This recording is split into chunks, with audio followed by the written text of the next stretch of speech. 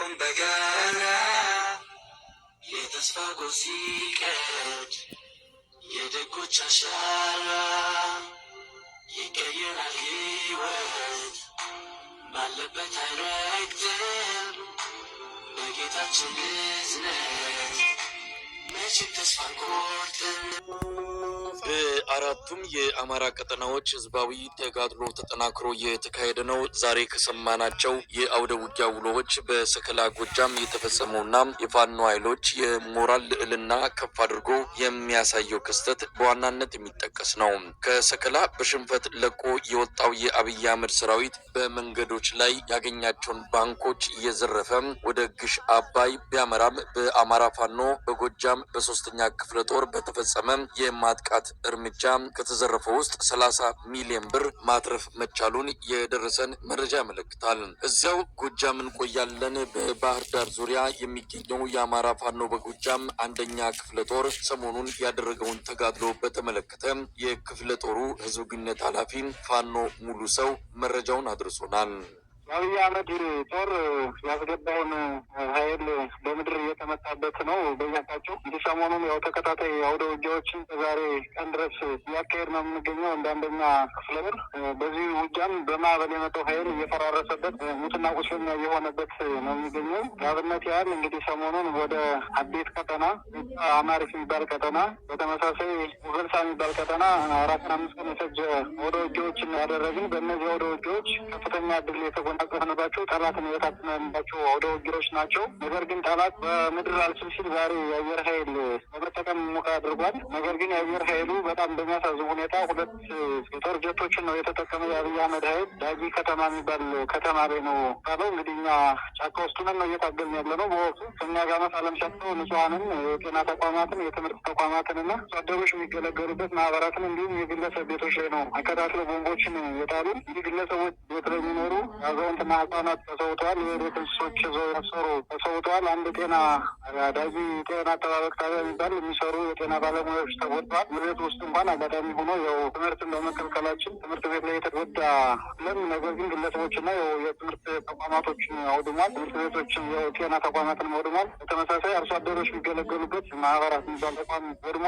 አጠቃላይ ያለው ሁኔታ ይህ ነው። እንግዲህ ጠላት በአንድ በኩል ትምህርት አስጀምራለሁ ብሎ ጨርሻለሁ በታትኛቸዋለሁ እያለ ይደነሳል። በሌላ በኩል ደግሞ እኛ ትምህርት እንዳይጀመር ካቀረብናቸው ምክንያቶች አንዱ ጠላት ዛንን ታርጌት ያደረገ ምት ስለሚመጣ ትምህርት ቤቶች ላይ እንደዚህ አይነት አደጋዎች እንደሚደርሱ ቀድሞ መረጃዎች ስለደረሱና ባለፈው ባህር ዳር ላይ ቦምብ መጣሉና መምህራንና ተማሪዎች መጎዳታቸው ይታወቃል። ዛሬ ደግሞ እንግዲህ ቪዲዮዎችን ዳታ ስለሌለ ነው በአካባቢያችን እናደርሳለን። ትምህርት ቤቶችንም ጤና ተቋማትንም እንደምታዩ አውድሟል ማለት ነው። የአውሬ የሆነ ስርዓት አጭር ጊዜ ውስጥ እስክናስወግድ እየሰራ ያለ ተግባር ይህን ይመስላል። አርበኛ ሙሉ ሰው አጠቃላይ እንቅስቃሴው ምን ይመስላል? እንግዲህ ለማጥቃት ለመደምሰስ በሚል የዘመተ ኃይል ነው። እንዳሰበው እንዳልሆነለት ባለፉት ቀናት ከእናንተም ከተለያዩ አካባቢዎች የሚደርሱን መረጃዎች ያመለክታሉ። በምን ቁመና ላይ ነው ያለው? የማጥቃት እንቅስቃሴ ለማድረግ ገብቶ ወደ መከላከል የተሸጋገረ ኃይል ነው የአብይ አህመድ ሰራዊት። እውነት ነው። አሁን ማለት መቼውንም ሁሌም እናጠቃለን እንደመስፋለን የማያል 15 ቀን 5 ቀን እያለ ህዝብን የሚያጣልልበት ፕሮፓጋንዳ ተናግረናል። ህጻናትም ምንም የማያውቁ ህጻናትም ለጦርነት እንኳን ያለም የጦር ህግን በሚጥስ መልኩ ህጻናትን ክርያ አካባቢው ሰብስቦ ነው አጥቆ ብሎ ዝም ብሎ በማዕበል ያመጣላቸው ሲያመጣቸው ተናግሬያለሁ። ከዚህ በፊትም ከኦሮሚያ ክልል ምክንያቱ ባለማወቅ ዝም ብሎ በጠላቻ መንፈስ እንደዚህ ነው አማራው መጣላችሁ ሊወራችሁ ነው ተብሎ እየመጡ ግን እኛ ቀርበው ሰውን የተረዱበት ሁኔታ አለ። ሌላ አካባቢ በማስገደድ በተለይ ልዩ ኃይል አድማ ብተና በየክልሎች ተገደው ግዳጅ የመጨረሻ ኦፕሬሽን ነው ተብሎ የመጡ ናቸው። እንዳልከው ብዙ ቀጠናዎችን ብዙ ክፍለ ጦሮችን አስገብቷል። እንዳስገባበት ግን ማጥቃት አልቻለም። ባለበት ቆሞ እየተከላከለ ምሽጎቹን ቆፍሮ እየተከላከለ ነው ያለው። አንዳንድ ቦታዎችን እያስለቀቀው ነው። ለአብነት ያህል ወገርሳ እንግዲህ አንዲት ሻለቃ ናት ያለችን። ያችን ሻለቃ እንኳን መከላከል አልችል ብሎ ከመኮድ ርጦ ከመኮድ እንደገና ሌላ ኃይል አስወጥቶ ያን ኃይል ተመልሶበት ቀጠናው በእኛ ቁጥጥር ስር ነው የሆነው። አሁን ላይ በተመሳሳይ ብራቃት የሚባል ቀጠና ህዝብ እንደ ህዝብ በማዕበል ሲወጣ ሩጦ ሄዶ አዲስ ከተማ ነው የገባው። አሁን ላይ አማሪት የሚባል ቀጠና በ2 ቀን ኦፕሬሽን መጣ በማዕበል መጨረሻው ቀን ተመከተ። በሁለተኛው ቀን አሯሩጦ ቀጠናውን ለቆ ነው የወጣው። መመከት አልቻለም።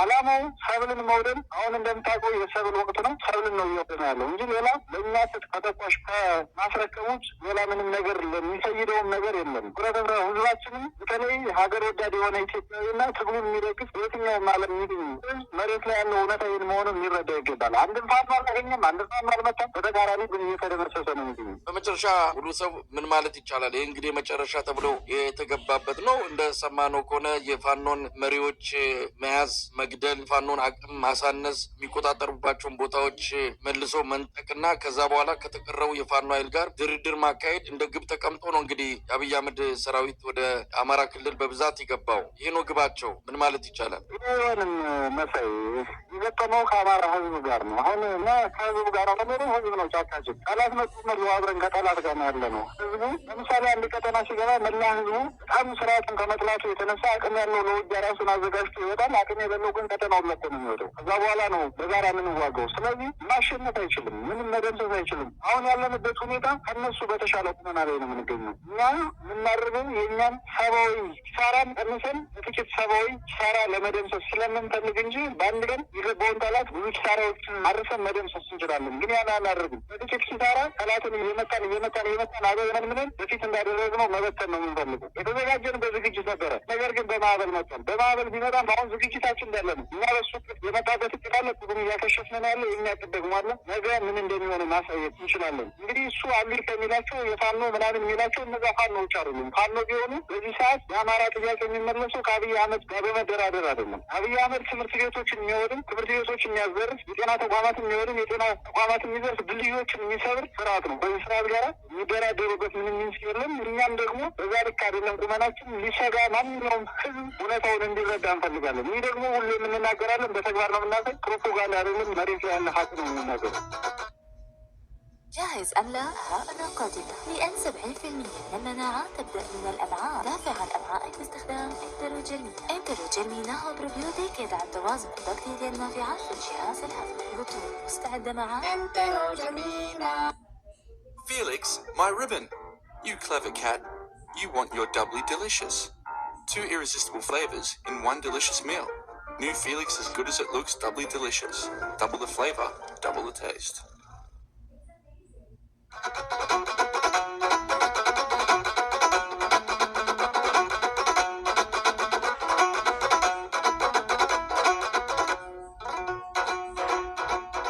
በሸዋ የሚገኙት ሁለቱ እዞች ሰሞኑን ከፍተኛ ተጋድሎ ሲያደርጉ ነው የቆዩት። የአማራ ፋኖ ሸዋ እዝ ባለፉት 3 ቀናት በምንጃር ቀጠና የአገዛዙ ሰራዊት ላይ ከፍተኛ ኪሳራ ያደረሱ ጥቃቶችን መፈጸሙን ከእዙ የተገኘው መረጃ ያመለክታል። ምንጃር፣ በረኸት፣ መተብላ፣ ባልጭ፣ አረርቲ ከሰሞኑ ከፍተኛ ተጋድሎ እየተደረገባቸው ያሉ አካባቢዎች መሆናቸውን የእዙ የህዝብ ግንኙነት ባልደረባ ፋኖ ንጋቱ ለአንከር ሚዲያ ገልጸዋል። እዚሁ በአማራ ፋኖ ሸዋ እዝ ስር የሚገኘውና ግዙፍ ተብሎ ብዙ ኃይል አለው ተብሎ እንግዲህ የሚጠራው የከሰም ክፍለ ጦር ዛሬ በዚህ ሰዓት ውጊያ እያደረገ ነው። እንግዲህ የከሰም ክፍለ ጦር ነበልባልና ተስፋ ብርጌድ በተለይ ከነበልባል ብርጌድ በምንጃር አካባቢ የሚንቀሳቀሰው ማለት ነው ከ3 ቀን በፊት ጀምሮ ሳያቋርጥ እስካሁን ሰዓት ድረስ ከፍተኛ ተጋድሎ እያደረገ ነው። ምንጃር ሸንኮራ ንዑስ ወረዳ መቀመጫ የሆነችውን ባልጭን ትናንትና ማታ ተቆጣጥሮ በእጁ አድርጓል ማለት ነው። የጠላት ኃይል በከፍተኛ ሁኔታ የተመታበትና ሙትና ቁስለኛ የሆነበትን አጋጣሚ ነበረ። እንግዲህ በምንጃር 3ኛ ቀኑን የያዘው ጦርነት ዛሬም በ4 ግንባሮች እንደቀጠለ ነው። ይኸውም በጨሌ፣ በአዳማ፣ ሸንኮራና ቦሎ በሚባሉ 4 ቦታዎች ከፍተኛ ውጊያ የተደረገ ይገኛል። በዚህ ሰዓት ትናንትና በከፍተኛ ውጊያ የተደረገበት ባልጭ ሸንኮራ አካባቢ የጠላት ኃይል ያው በቅድም እንደገለጹት ከፍተኛ ጉዳት ደርሶበታል፣ ተመቷል እና ማታ ላይ ያው የጠላት ኃይል አስከሬኑን ሳያነሳ ነው ከተማዋን ለቆ የወጣው። በዚህም የፋኖ ኃይሉ ከፍተኛ ድል አግኝቷል። አስከሬኑንም ዛሬ የአካባቢው ማህበረሰብ ሰብአዊነት በተሞላበት መልኩ ከየአካባቢው እየለቀቀም እያሰረ ይገኛል ማለት ነው። በዚህ ሰዓት የአማራ ፋኖ ሸዋ ህዝብ በምንጃር አካባቢ የሚንቀሳቀሰው ነበልባል ብርጌድ ከፍተኛ ድል ተቀዳጅቷል ለማለት ያክል ነው። ሌላው በዚሁ በምንጃር አካባቢ የጠላት ኃይል ከፍተኛ ዱላ ሲቀምስና ከፍተኛ ኪሳራ ሲያስተናግድ ለበቀል መወጣጫ በሚመስል መልኩ ከ2 ቀን በፊት ሸንኮራ አካባቢ የሚገኝ ቤተክርስቲያን ላይ ዘረፋ ፈጽሟል።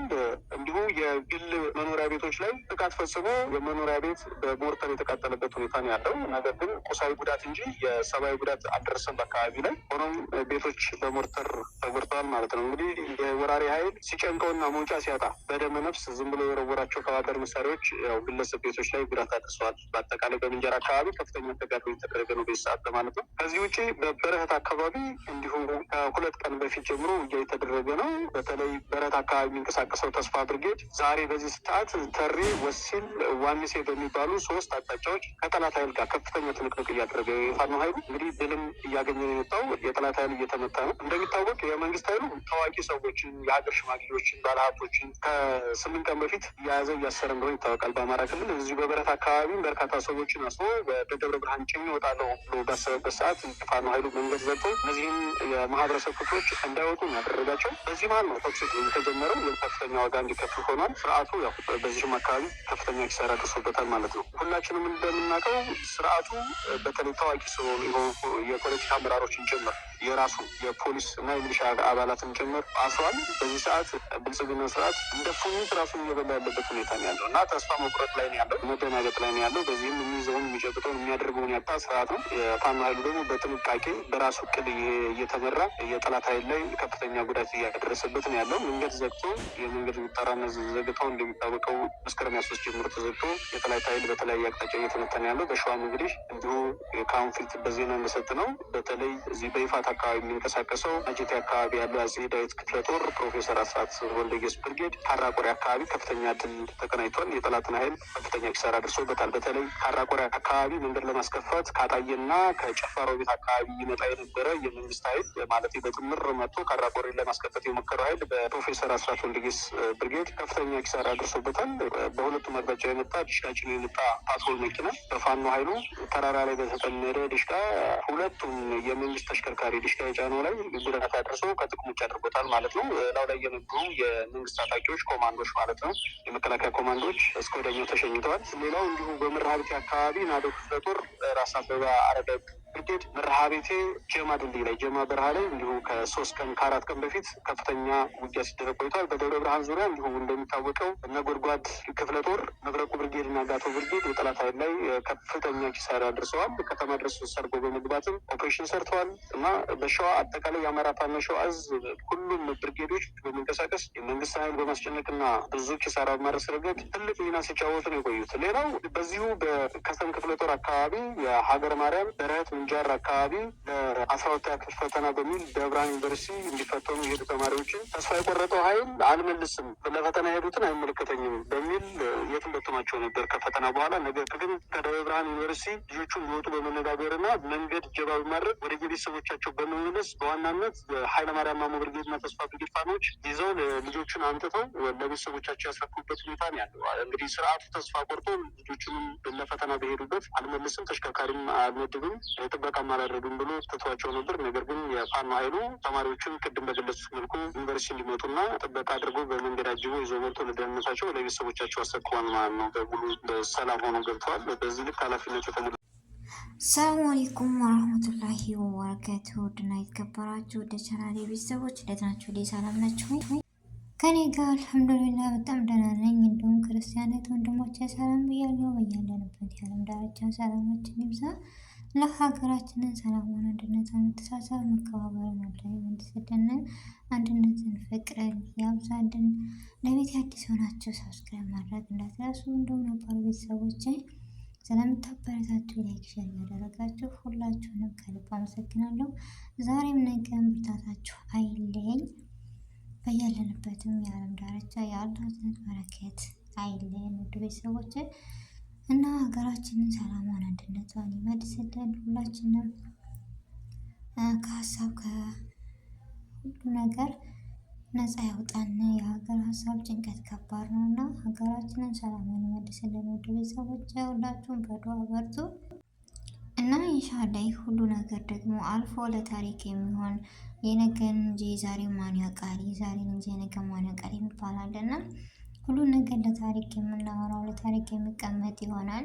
ያው የሰው ልጅ አልደርስም የሚባል ነገር ሳይሆን እደርሳለሁ የሚባልን ነገር በራስ መተማመንን ካቆምን ወይም ካለብን የማይሆን ነገር የለም። እድሜና ጤና ከሰጠን የማናየው ጉድ የለም። ያው ይህንም ጉድ ሳያዩ የሞቱ ቤተሰቦች ሰዎች አሉና አንዳንዴ መታደል ነው እላለሁ ሀገራችን። ምክንያቱም በጣም አሳዘኛልና የሆነች ብቻ ያቺ ኢትዮጵያ ናት ለማለት የሚከብድ ጊዜ ነው ያለነው እና አንድ ነገር እንጃ ይህ ነገር በቃ አልፎ ይህ ነገር ታሪክ የምናወራበት ቀን ይመጣል ብዬ ተስፋ አለኝ ውድ ቤተሰቦች።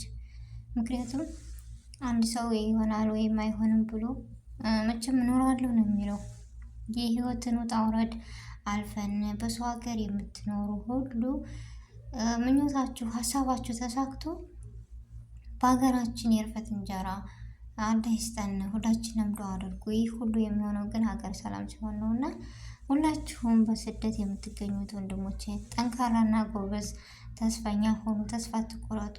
ኢንሻአላህ ሀገራችን ሰላም ሆና በሀገራችን የምንኖር ደስተኛ ሆነን እንዳያደርገን ሀሳባችን ሁሉ ተሳክቶ ምኞታችንን ሀገራችን ሰላም ሆና እፎ ያለ ኑሮ በሀገራችን እንደፈለግን ወጥተን ገብተን የምንመኝበት ቀን ይመጣልና ያው ተስፋ እየቆረጥን ነው አብዛኞቻችን ካለው አንፃር ከሚካሄደው ከምንሰማው አንፃር እና ተስፋ አይቆረጥም። በአላህ ፍቃድ እላለሁ። ውድ ቤተሰቦች ጠንካራና ጎበዝ ተስፈኛ ሆነን የሚመጣውን ነገር በሂደት እየተጋፈጥን በሂደት እያየን የሚሆነውን እናያለን። ዋናው ነገር ደግሞ ዱዓ ነው። ዱዓ ካደረግን የሁሉም መሳሪያ ዱዓ ነው ይባላል እና የማንቻችን ዱዓ ተቀባይ እንደሆነ አይታወቅም። ይህ ሁላችንም ዱዓ አድርገን ሀገራችን ሰላም ሆኖ እንዳልኩት እንደፈለግን ወጥተን የምንገባበት ደስተኛ ሆነን ርዝቃችን በሀገራችን ሆኖ የምንኖር አላህ ያድርገን ነው የምለው ውድ ቤተሰቦችን እና ተስፈኛ ሆኑ። ተስፋ ማለት ትልቅ ነገር ነው እና አብሽሩ በርቱ። የዛሬው ቪዲዮ ይሄን ይመስላል። ሰላም አለይኩም ወራህመቱላሂ ወበረካቱ።